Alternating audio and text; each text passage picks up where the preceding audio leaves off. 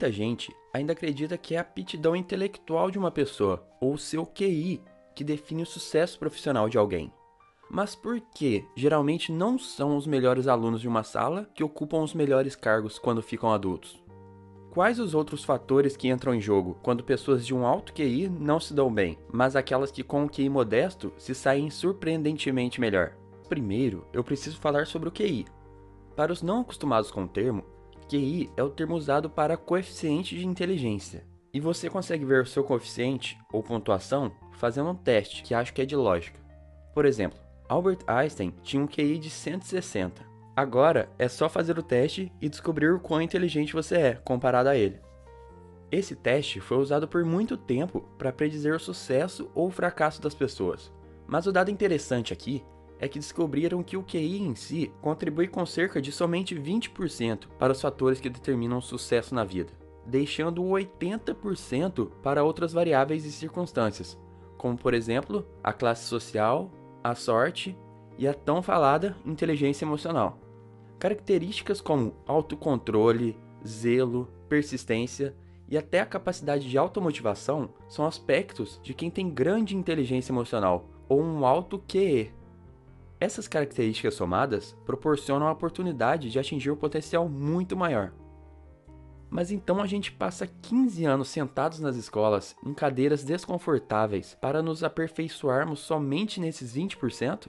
É triste dizer, mas é essa a realidade. E não é que você tenha que escolher entre ter um alto QI ou um alto QE. Saber usar essas duas inteligências, a racional e a emocional, é o que realmente dará um sentido maior à vida e que nos fará pessoas melhores. Mas então, já falamos da importância da inteligência emocional. Mas como ter um QE alto? Para conseguir essa proeza, devemos nos aperfeiçoar nos 5 grandes domínios que irei mostrar aqui, e que são: número 1. Conhecer as próprias emoções. Você já presenciou ou já ouviu a história de alguém chegando em casa após o trabalho, ofendendo-se e respondendo mal às pessoas sem nenhum motivo plausível? Silêncio, quero ouvir o jornal. Ou, para de brincar, pô, eu não aguento essa gritaria aqui. Normalmente, essa pessoa não percebe, ou não quer perceber, o quão rude está sendo, até que um outro alguém o fale, o que, em alguns casos, pode fazer com que essa pessoa possa se avaliar e decidir abandonar os sentimentos que ficaram no trabalho e mudar de estado de espírito. Nesse caso, a pessoa não conhecia as próprias emoções, mas a partir desse instante poderá se policiar e identificar isso antes. Essa é a base da inteligência emocional. Reconhecer os seus sentimentos é o primeiro passo para poder se controlar. Por outro lado, nossa incapacidade de observar nossos verdadeiros sentimentos nos deixa à mercê deles. As pessoas mais seguras são melhores pilotos de suas vidas, tendo uma consciência maior de como se sentem em relação a decisões pessoais, desde com quem se casar a que emprego aceitar. As emoções que ficam abaixo do limiar da consciência podem ter um impacto poderoso na maneira como percebemos e reagimos, mesmo sem termos ideia de que elas estão atuando. A primeira e essencial habilidade para ter controle emocional é conhecer as próprias emoções. Número 2. Lidar com as emoções. Muitas pessoas conseguem reconhecer seus sentimentos, o que já é muito bom, mas o que adianta se não fazer nada em relação a isso? É como se, na história que contei, o rapaz decidir não fazer nada, ou continuar esbravejando com as crianças e com a família. Saber lidar com os sentimentos é conseguir se recuperar mais rapidamente das perturbações da vida, que nos incapacitam e que nos trazem ansiedade e tristeza. E não é só para você, mas para todos ao seu redor. O objetivo final deve ser o equilíbrio, entendeu? Não a supressão das emoções. Cada sentimento tem seu valor e significado. Uma vida sem sentimentos seria entediante. O que é necessário é a emoção na dose certa, um sentimento proporcional à circunstância. Estourar na primeira coisa que seu filho faz errado não é a coisa certa a fazer, mas ter uma conversa séria com ele é essencial. Na verdade, manter sob controle as emoções que nos afligem é fundamental para o bem-estar. As emoções muito extremas minam nossa estabilidade e causam os mais diversos problemas. Número 3. Motivar-se. Conseguir colocar todas as emoções a serviço de uma meta é essencial para se ter foco, controle e criatividade. O autocontrole emocional que é saber adiar a satisfação e conter a impulsividade, está por trás de qualquer tipo de realização. Na medida em que nossas emoções atrapalham ou diminuem nossa capacidade de pensar e fazer planos, de seguir treinando para alcançar uma meta distante, solucionar problemas e coisas assim, elas definem os limites de nosso poder de usar nossas capacidades mentais inatas, e assim determinam como nos saímos na vida. É como se tivéssemos uma Ferrari em uma estrada em manutenção. É ter uma grande capacidade, mas não ser motivado bastante para usá-la no seu maior potencial. Somente com uma estrada aberta e boa é que uma Ferrari pode andar. A mesma coisa acontece na nossa vida. Na medida em que somos motivados por sentimentos de entusiasmo e prazer no que fazemos, ou mesmo por um grau ideal de ansiedade, esses sentimentos nos levam ao êxito.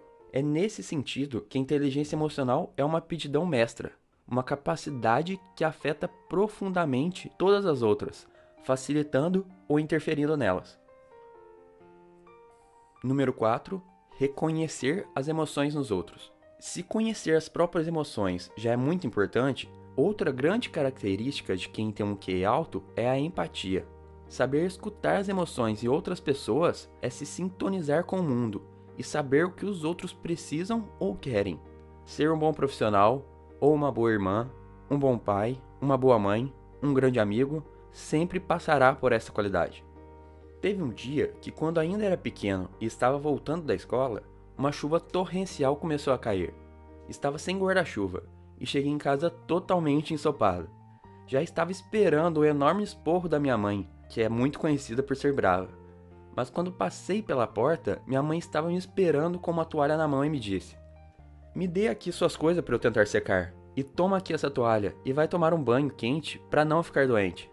Naquele momento, ela não se importou com o chão molhado ou em ficar brava por causa dos livros que talvez estariam molhados, mas sim se preocupou somente comigo. Não me lembro se na época eu tinha percebido isso, mas hoje paro e penso, que atitude memorável da minha mãe. Imagine por um instante um mundo cheio de pessoas assim. Pessoas que têm grande empatia pensam sempre como gostariam de ser tratadas se estivessem nas mesmas condições do outro. Isso faz toda a diferença. Número 5. Lidar com relacionamentos. Que na verdade é a soma do autocontrole mais empatia, ou seja, é a aptidão de lidar com as emoções dos outros. Elas determinam a popularidade, a liderança e a eficiência interpessoal. Os grandes líderes têm essa característica bem forte, e essas pessoas se dão bem em qualquer coisa que dependa de interagir tranquilamente com os outros. Aquele treinador que consegue motivar o time, o político que consegue votos de pessoas de partidos de oposição, a mãe que consegue motivar o filho a melhorar na escola. Todos esses são mestres na arte de lidar com os outros. Controlar as emoções de outra pessoa, a bela arte de relacionar-se com os outros, exige o amadurecimento dessas duas outras aptidões que disse. Na verdade mesmo, é a união dessas 5 diferentes aptidões que fazem com que aconteça maior eficiência na inteligência emocional. A falta delas leva a repetidos desastres. E é essa deficiência que faz com que pessoas consideradas brilhantes do ponto de vista intelectual consigam se perder em seus relacionamentos, parecendo por muitas vezes arrogantes ou insensíveis. Essas aptidões sociais nos permitem moldar um relacionamento, mobilizar e inspirar outras pessoas, influenciar e deixar os outros à vontade.